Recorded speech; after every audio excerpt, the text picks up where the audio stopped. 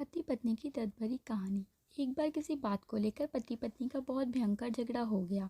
संयुक्त परिवार के बाकी सभी लोग बहुत परेशान हो गए और वे सभी किसी तरह इन दोनों को समझाकर इस झगड़े का अंत करना चाहते थे।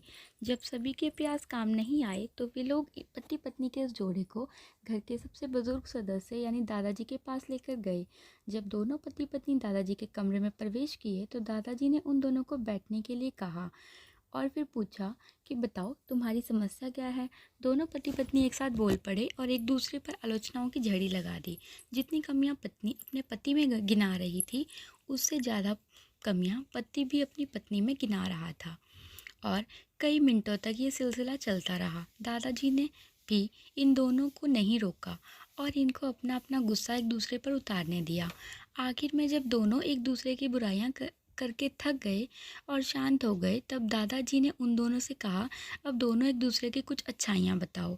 जब अच्छाई बताने का समय आया तब दोनों ही पति पत्नी एकदम से चुप हो गए। शायद गुस्से में उन्हें कुछ याद नहीं आ रहा था।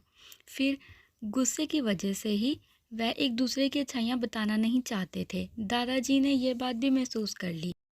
थोड़ी देर तक जब कोई भी नहीं बोला तब दादाजी ने कहा, अच्छा ठीक है, ये लो पेपर और पेन और एक दूसरे की अच्छाइयाँ इसमें लिखो। पति पत्नी दोनों ने ही पेपर और पेन लिया और एक दूसरे से काफ़ी दूर जाकर बैठ गए। थोड़ी देर तक ना पति ने कुछ लिखा ना पत्नी ने। फिर पति ने पेपर में कुछ लिखना शुरू किया। उसे देखकर पत्नी ने भी अपने पेपर में लिखना शुरू कर दिया। ऐसा लग रहा था जैसे दोनों एक दूसरे से कंपटीशन कर रहे हों।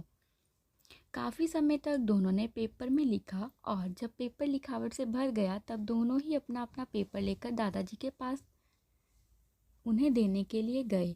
दादाजी ने उन दोनों के ही पेपर लेने से मना कर दिया और कहा, अपने अपने पेपर एक दूसरे को दे दो और अब एक दूसरे के पेपर पढ़ो।